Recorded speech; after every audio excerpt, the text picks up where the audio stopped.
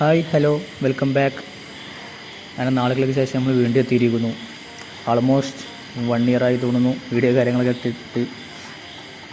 ഏതായാലും നമ്മൾ കൂടുതലായിട്ട് കാര്യങ്ങളിലേക്കൊന്നും കിടക്കുന്നില്ല, നേരെ നമ്മളെ കണ്ടൻറ്റിലേക്ക് വരാം. അപ്പോൾ ഇന്ന് നമ്മൾ ചർച്ച ചെയ്യാൻ പോകുന്നത് ടെലഗ്രാമിനെ കുറിച്ചാണ്.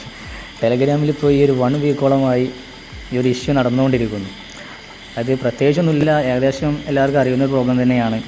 അതായത് ഇതുപോലുള്ളതായ ATM കണ്ടൻറ്റിലെ ലിങ്ക് ഇങ്ങനെ ഷെയർ ആയിക്കൊണ്ടിരിക്കുക. അപ്പോൾ അതിനുള്ള റീസണും അതുപോലെ തന്നെ സൊല്യൂഷനും നമ്മൾ പറയുന്നുണ്ട്.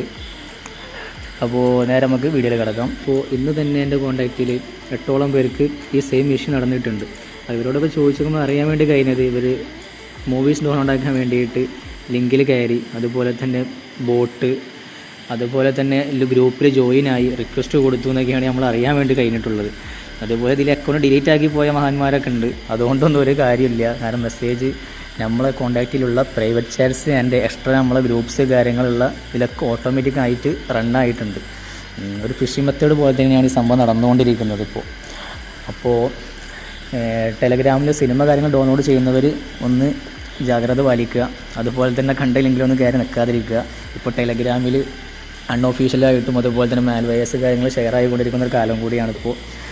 അപ്പോൾ അതിനുള്ള സൊല്യൂഷൻ എന്താണെന്ന് വെച്ചിട്ടുണ്ടെങ്കിൽ, ഇതിലിപ്പോൾ ആൾറെഡി പെട്ടുപോയവർക്ക് ഇതിപ്പോൾ ഡിലീറ്റ് ആക്കാനായിട്ട് ഒരു ഓപ്ഷൻ നമ്മൾ കാണുന്നില്ല. കാരണം ഇത് ഹൈഡായിട്ടാണ് ഈ മെസ്സേജ് കാര്യങ്ങളൊക്കെ ഓട്ടോമാറ്റിക്കായി റണ്ണായിട്ടുള്ളത്. അപ്പോൾ അവരുടെ ചാറ്റ് എടുത്ത് നോക്കി കഴിഞ്ഞാൽ നമുക്കൊന്നും തന്നെ കാണില്ല. ഇനി ഇതിൽ പെടാതിരിക്കാൻ വേണ്ടിയിട്ട് നേരെ നമ്മൾ ടെലഗ്രാം സെറ്റിങ്സ് എടുക്കുക. സെറ്റിങ്സ് പോയതിൻ്റെ ശേഷം നമ്മൾ ഡിവൈസസ് എടുക്കുക. ഡിവൈസസിൽ ഇവിടെ നമ്മുടെ ചാറ്റ് അല്ലാണ്ട്, അതായത് നമ്മുടെ ഡിവൈസ് അല്ലാണ്ട് വേറെ അൺഒഫീഷ്യലായിട്ട് ഡിവൈസ് ആഡ് ആയിട്ടുണ്ടോ എന്നുള്ളത് ആദ്യം തന്നെ ശ്രദ്ധിക്കുക. ഇതിൽ പെട്ടുപോയ എല്ലാവർക്കും തന്നെ ഇവിടെ അൺഒഫീഷ്യലായിട്ട് അൺനോൺ ഇറങ്ങാണ്ട് ഒരു അക്കൗണ്ടും കൂടി ഡിവൈസും കൂടി ആഡ് ആയിട്ടുള്ളത് കാണാൻ വേണ്ടി സാധിക്കും. അതുപോലെ ഇതുപോലെ നക്കിയിട്ട് ലോഗൗട്ട് അടിച്ച് കളയുക. അതുപോലെ തന്നെ നമ്മളെ പ്രൈവസി ആൻഡ് സെക്യൂരിറ്റി എടുത്ത് കഴിഞ്ഞാലും ആക്റ്റീവ് സെക്ഷനിൽ ഇവിടെ കാണിക്കും വെബ്സൈറ്റ് എന്നുള്ളിടത്ത് ക്രോം ഇറങ്ങാണ്ട് പുതിയൊരു അൺനോൺ ആഡ് ആയിട്ടുള്ളതായിട്ട്. അപ്പോൾ നേരെ അതിൽ ക്ലിക്ക് ചെയ്യുക, അത് നേരെ ലോഗൗട്ട് അടിച്ച് കളയുക. എന്നിട്ട് നേരെ നമ്മുടെ പ്രൈവസി സെക്യൂരിറ്റിയിൽ വന്നതിന് ശേഷം 2 സ്റ്റെപ്പ് വെരിഫിക്കേഷൻ എന്നുള്ളിടത്ത് പോയിട്ട് മസ്റ്റായിട്ട് ഇത് എനേബിൾ ചെയ്തിടുക. അപ്പോൾ നമ്മൾ ഇമെയിൽ ID കാര്യങ്ങൾ ചോദിക്കുന്നതാണ്. മെയിനായിട്ട് നമ്മൾ ഒറിജിനൽ ഇമെയിൽ ID തന്നെ കൊടുക്കാൻ വേണ്ടി ശ്രദ്ധിക്കുക. കാരണം ഫുൾ സേഫാണ്. അപ്പോൾ നമ്മുടെ പാസ്വേഡ് അഥവാ നമ്മൾ മറന്നു പോകാമെന്നുണ്ടെങ്കിൽ നമുക്ക് ഫോർഗോട്ട് അടിച്ചിട്ട് നമുക്ക് Gmail വെച്ചുകൊണ്ട് നമുക്ക് റിക്കവർ ചെയ്യാൻ സാധിക്കും. അതുപോലെ തന്നെ നമ്മുടെ പാസ്വേഡ് ഒന്ന് ചേഞ്ച് ചെയ്യാൻ വേണ്ടി ശ്രദ്ധിക്കുക. ഇത് മാത്രമാണ് ഇപ്പോൾ ഇതിൽ പറയാനുള്ളത്, വേറെ കൂടുതലായിട്ടൊന്നും പറയാനില്ല. ഇതുപോലെ തന്നെ ഈ ഒരു പ്രശ്നം ഇപ്പോൾ അറിയാത്ത ഒരുപാട് പേരുണ്ടെന്ന് അറിയാൻ കഴിഞ്ഞു.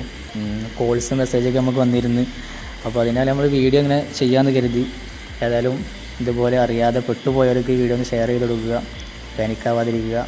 മാക്സിമം ഇതുപോലതായ ലിങ്ക്സ് കാര്യങ്ങളൊക്കെ ഡയറക്റ്റ് നമ്മൾ ഓപ്പൺ ആക്കാതെ തന്നെ അവോയ്ഡ് ചെയ്യാൻ വേണ്ടി ശ്രദ്ധിക്കുക. ഇപ്പോൾ മാൽവെയർസ് കാര്യങ്ങൾ ഷെയർ ആയിക്കൊണ്ടിരിക്കുന്ന കാലം കൂടിയാണ്. ഒരുപാട് മെത്തേഡ്സ് ഇപ്പോൾ നമുക്ക് അവൈലബിൾ ആണ്. ഇതുപോലെ ലിങ്ക്സ് കാര്യങ്ങൾ ചെക്ക് ചെയ്യാൻ വേണ്ടിയിട്ട് തന്നെ വെബ്സൈറ്റായിട്ടും ടൂൾസായിട്ടും നമ്മുടെ നിലവിൽ ഒരുപാട് ടൂൾസ് ഇപ്പോൾ നമുക്ക് അവൈലബിൾ ആണ്. മാക്സിമം അതൊക്കെ യൂട്ടിലൈസ് ചെയ്യാൻ വേണ്ടി ശ്രദ്ധിക്കുക.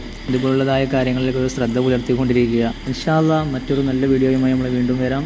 Thank you.